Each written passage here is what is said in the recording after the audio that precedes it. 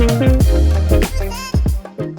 pet parents, it's Sarah Andreyko, certified canine behavior professional and veterinary nurse with over 20 years of experience. Thanks so much for joining me in the lab today, brought to you by our team here at Betterpet. Today, I'm going to be reviewing 8 of the most popular paw balms for your dog to help you make the right choice when choosing a paw balm for your own dog at home. If this is your first time joining us, I want to let you know that our team at Betterpet does personally review and test all of these products to help you make the most informed decision as to what's right for your pet. We have a specific set of criteria that we use to do that, and I won't get into details right now, but stick with me to the end of this video and I will share all of that data and information in easily digestible manner so that you can get more into the details about why we compare these products together and what criteria we use for that. I'll also put a link in the description of the video so that you can access that information later as well. All right, let's dive right into these paw balms that are used for 2 different reasons in particular. Pet parents love them for their soothing qualities, but also their protective qualities. Let's take a look at the Natural Dog Company's Paw Soother. This one, if you're very conscious about the planet and you like plant-based materials, this is an all-vegan recipe that they use for this, and so that I really like about this product. It's in a very easy container that you can just roll up to continue producing more product, and it is one of those containers that you can either apply the paw to it to apply the product, or you can very easily scoop some out, rub it between your fingers, and then apply it to the paw pad. So I like that there's some flexibility and play with how it's actually applied to the dog based on the dog's preference. Now, the other thing that I like about this is the scent. And this is really more for the humans than it is the dogs, but it does have a fairly pleasant scent to it for application purposes. Now, the one thing that I'm not too fond of is that it does leave a residue, and so you can see it's kind of yellowish in color, and it does leave somewhat of a yellowish to green color anywhere your paws tend to hit. So we tested this with a few different dogs on a few different surfaces. You can see here I have some of the material from a dog bed that I tested, but this is a concern for carpets. The good news is that it does wash off fairly easily with just a little bit of light agitation in soap and water if necessary. This is Quality Pet Paw Nectar, and I love the simplicity of this in an easy to remove tin, no fancy gimmicks, simple organic ingredients. I really like this. And as you can see, it has a very soft, silky, and creamy texture, which is perfect for soothing that dry, cracked skin and paws. Now, the other thing that's kind of fun about this is it's not just necessarily for paws, it's for anywhere your dog is experiencing some dry skin. So the nose is another good place. If you have a dog with hyperkeratosis, this can be really soothing. On first scent, it has this really kind of lovely, calming lavender smell, which I like. It's not thick, it's not heavy, it's not overpowering, but you know that lavender can have some really nice calming effects, not just for people, but also for your dog.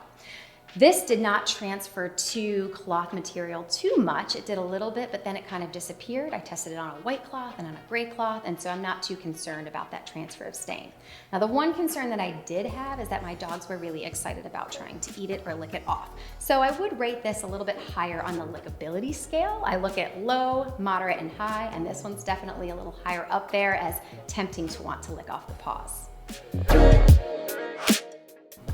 This is Mushers Secret, and this is probably one of all these products that you've heard about. So many people rave about this and absolutely love it, mostly my cold weather friends, because this is more of a protectant than it is a soother as far as dog paw balms are concerned. So for people that live in colder climates where that can cause a lot of that dry, cracking skin, but also your dogs are more exposed to things like salt, and if you live somewhere like New York City, you're exposed to all sorts of interesting things on the sidewalk. So this one is more protective in nature.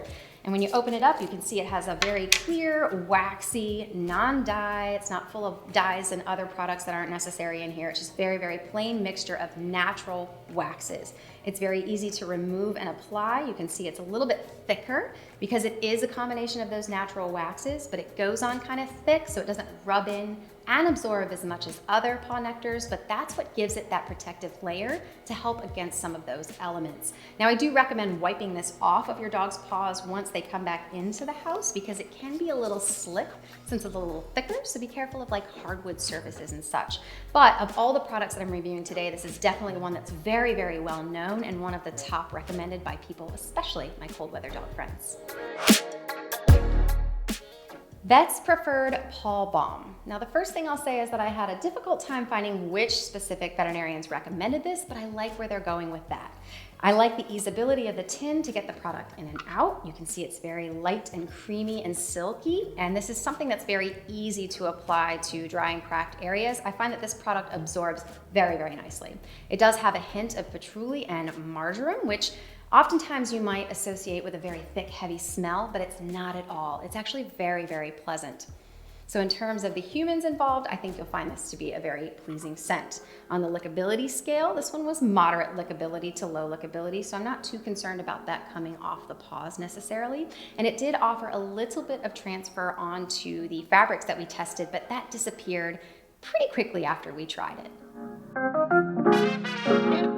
Dermapaw skin and paw treatment. Now, super easy to get in and out with this product. This is a little bit thicker than some of the other ones that I'm reviewing, so I would recommend that if you're using this one in particular, after you kind of pick some of it out, you can rub it in between your fingers to make it a little bit more viscous and easier to spread. Right out of the container, it can be a little bit clumpy, so that can help. Now this has shea butter in it, which is very, very soothing, and a little bit of vitamin E as well for that healing progress that we want to see. Now while it does have lavender oil in it, it doesn't really smell like lavender. In fact, it doesn't smell like much of anything, which is probably why this is on the low lickability side of things. And I think this is a good product for dogs that are more likely to lick things off of their paw.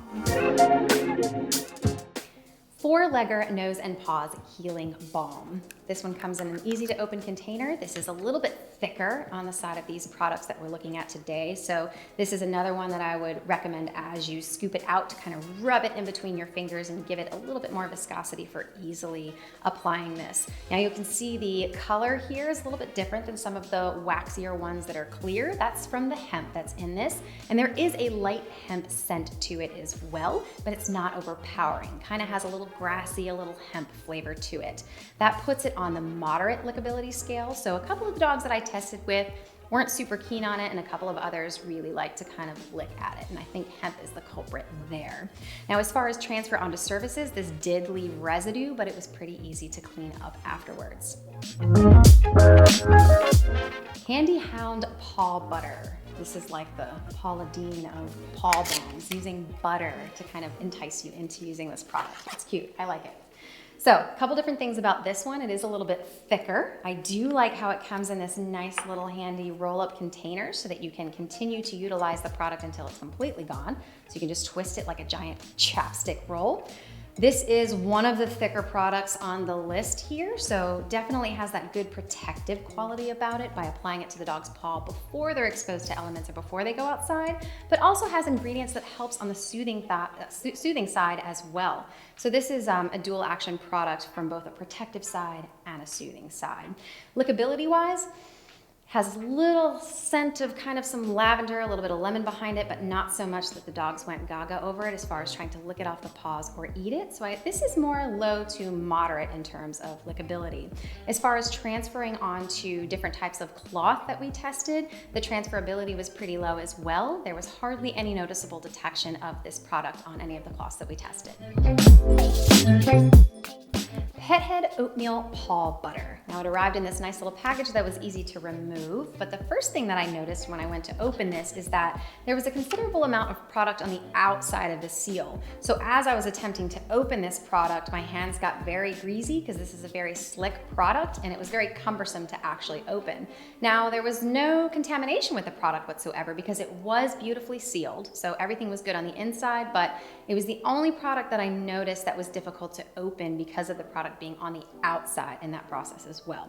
The second thing I noticed right away was this thick, heavy aroma. Now it is a pleasant aroma, which we'll talk about in a minute as to why that might not be a great thing, but it smells very nicely like one of those fancy bath bombs with oatmeal and milk and honey. It's delightful. Kind of smells like an oatmeal cookie in your kitchen might be another example that I would use. Now, regarding the scent, it makes it high in terms of lickability. As soon as I opened this container, my dog's ears, nose started twitching, eyes went up, and I knew that if they wanted to eat this. So that's the only concern that I really have with this product. I do like the ingredients that are included here. I love the smell of it. That's great for the humans, but it was very, very difficult to keep my dogs during application distracted enough not to actually ingest the product to begin with. Now, the other thing to this product too is that it did leave traces kind of everywhere the dogs went, even on the cloths that I tested with their paw prints, the white cloth, the dark cloth, and that transfer stayed there. So it wasn't until I washed it several hours later with some light agitation in soap and water that I was able to remove the residue. So it's not that big of a problem, but it does leave some residue and it does stay. Overall, I really liked all of these products. These are good paw balms, whether their purpose is to add that really nice thick protective layer against the elements, or if it's more meant to soothe the paw, and some of these are a little bit of both. I feel that all of them kind of live up to the expectations that are on the labels. Now, this really kind of boils down to personal preference more than anything as far as choosing which one is best for your dog. Obviously, lickability plays a factor. Scent is another thing. There's a huge variety of scents throughout these various products, so it's really based more on what you like in particular. Price point might be something else that you look at, as there are varying prices for each of these different products. Now, again, we did compare these to a full list of specific criteria, so if you want to get down and dirty into the details, read the full article on each of these products so you can look at all of the specific criteria that we compared them with, and you can see different information in there about whether they're USDA organic certified, if they're vegan, and lots more very interesting and informative details about these individual products.